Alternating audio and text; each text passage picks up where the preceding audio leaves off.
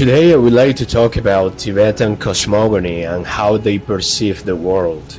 They describe creation, the origin of everything, and their vision closely resembles those of other distant religions that had not contact with them.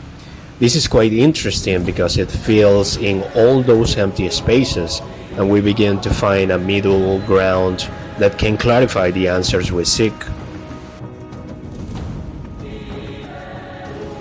To begin with, they tell us that before creation there was an immense abyss.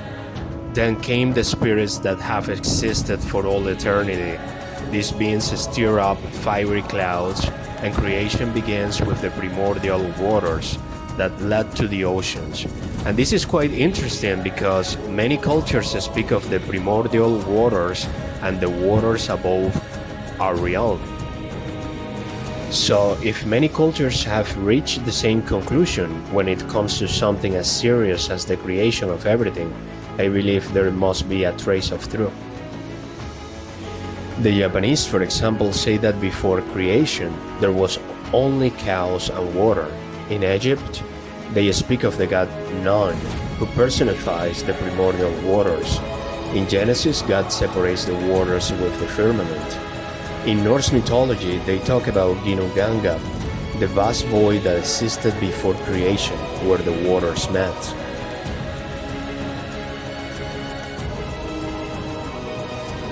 After the creation of the oceans, and this is where things get a bit more interesting, because it's a topic that both fascinates and unsettles me. The first thing that is created is the primordial column, a column with different faces, with different colors: gold, silver, blue, and red.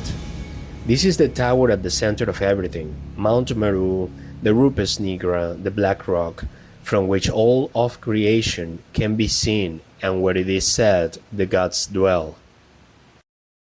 After that, it speaks of 4 great continents, much like Enoch mentioned in his book.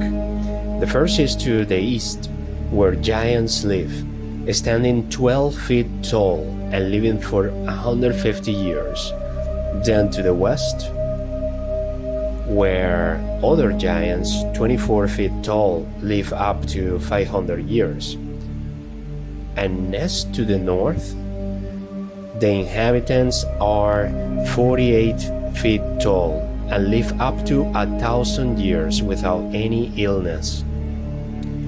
And the 4th continent is ours, the one we inhabit, where the first thing that stands out are 4 rivers, whose waters are filled by elephants with 33 faces, and their trunks fill the rivers.